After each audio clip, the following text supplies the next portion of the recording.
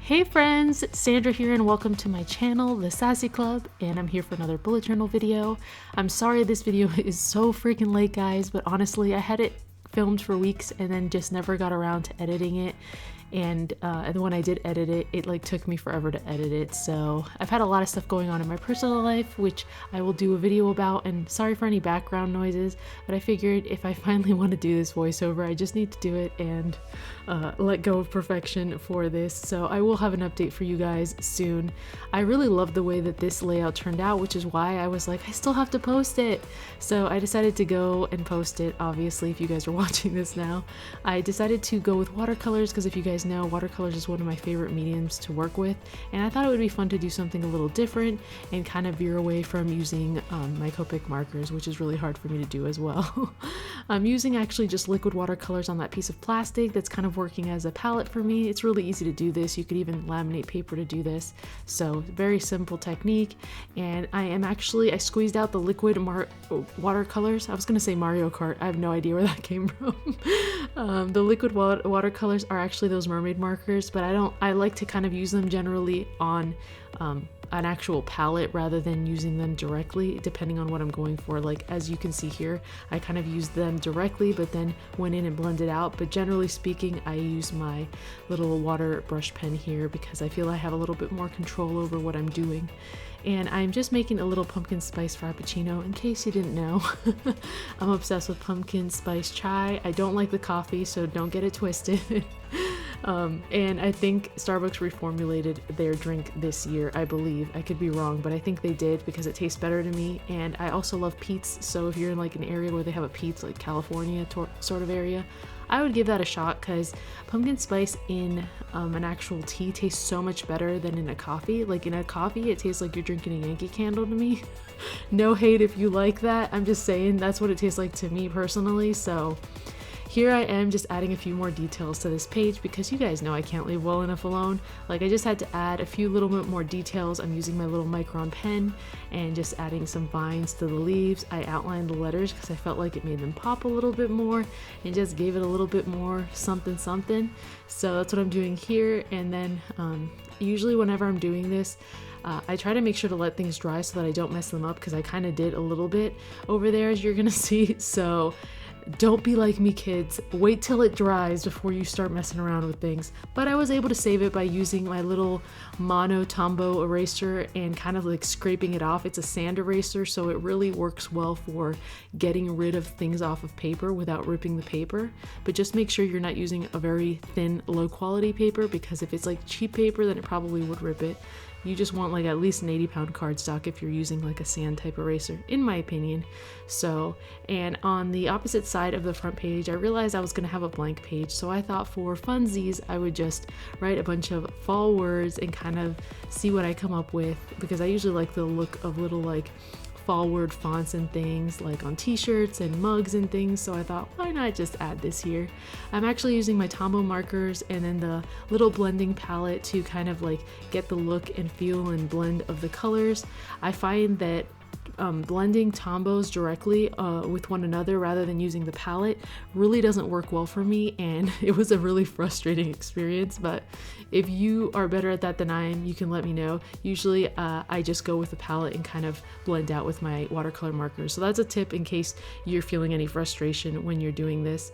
So here I am just creating a little bottom area for this as well because I thought it would just be fun to go along with a kind of fall theme and add little things like that. These stamp sets are from my shop, TheSassyClub.com.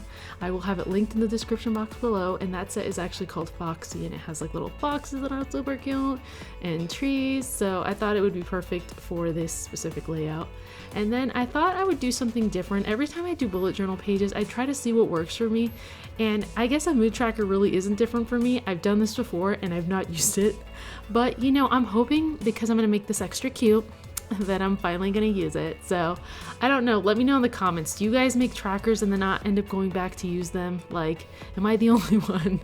So I'm really hoping I'm gonna use it this time. So I thought I would use a bunch of leaves for fall, and of course I messed up on stamping one of them, but that's okay, because if you're doing bullet journaling, you better let go of perfection quick. That's my next tip for you there. And so I just numbered them out for the days, and I figured I would color them in to let you kind of see like what mood you're in depending on the color of the leaf. And if you hear any moving around, my dog loves to move around as I'm filming voiceovers. She loves to do it, so she likes to put mommy on edge while she's filming voiceovers. So I'm just adding what each color of leaf would mean so that I mentally remember, like red, brown, good day, green, yellow, meh, orange, stressful, and then brown, bad day. So yeah, that's pretty much what I got going on there. I thought that was like a creative idea. I don't know. And I just wanted to try something different, and I thought it would be fast to just stamp those leaves, and it really was, rather than trying to color each or draw and doodle each individual one. I also stamped that little jar from the same set the leaves came from called Fall Planner Doodle. So I kind of finished with that, and then I wanted to do something completely different because I'm always trying different layouts to see what works for me. I don't believe that you have to do your bullet journal in any specific way. Like, I feel like whatever works for you is what works for you. So of course I thought, since I'm a little bit obsessed with Rae Dunn stuff right now, I would create a Dunn wish list, of course, and doodle a bunch of things that I am on the hunt for. And if you don't search or have Rae Dunn stuff and you're just getting into it, or you don't even know what it is, it's just basically a designer who creates these little dishes that have words on them. They're super cute, and I have such a hard time finding stuff because the struggle is real. People do not play when it comes to getting this stuff, and I didn't realize that. I was just randomly collecting mugs, and yeah, I've come into a whole new planet and sphere of the world called, you know, the Rae Dunn sphere. So you know, if you want to get frustrated, start trying to collect. So I decided I would just color them in, and instead of coloring them in to signify when I found something, I would just put a red little heart next to each one that I find. So we will see next month if I have any red hearts next to anything, because more than likely I'm not counting my chickens before they hatch. So just putting that out there. But either way, it was a fun page to do, and I think it just looks pretty, and I like looking back at little pages like this. I'm adding some of the tombos, and I'm also mixing in some of the watercolors in there just to kind of create like a nice little effect and create some shadowing. And then I'm using my midliners because I felt like we needed a little color other than fall colors up in here. So I used the light blue midliner, and I actually really like how that looks behind all the dishes. It kind of just makes them stand out just a little bit more, creates just a little bit more coolness. And then for this page, I wanted to do like a header area.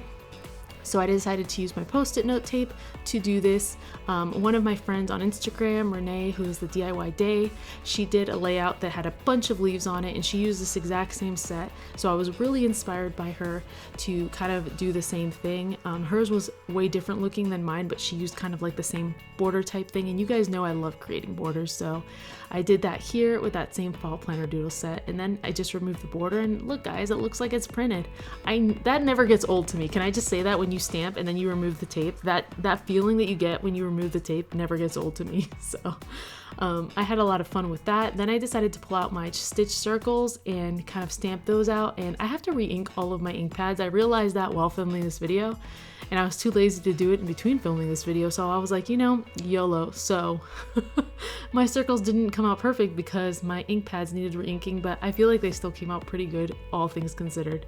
So, and then I decided to just add the letters to each one of the circles. I don't necessarily feel like I need a Sunday every week when I do my weekly layouts, because I usually don't do a lot during the weekend as far as Sunday, other than go to church. So I was like, you know, I'm just gonna leave it till Saturday and call it a day on that. But you could easily configure the circles in a different way to make it work for however your week ends up laying out. And then I decided to write the name of the days right underneath the actual large letters using my Curatalk pen, which you guys know is like my favorite pen. So course I had to use it. Apparently they came out with colored versions of this same pen, so I'm kind of living for that, and I kind of want to try them because I know already that I'm going to be addicted and they're going to be perfect for bullet journaling, just saying. So, and then I decided to just add some shadowing behind these letters because, as you guys know, I cannot leave well enough alone, and I was like, this would look pretty. So yeah, I decided to try that, and I actually did like the way it looks. It kind of just makes them pop a little bit more, makes them stand out from the page.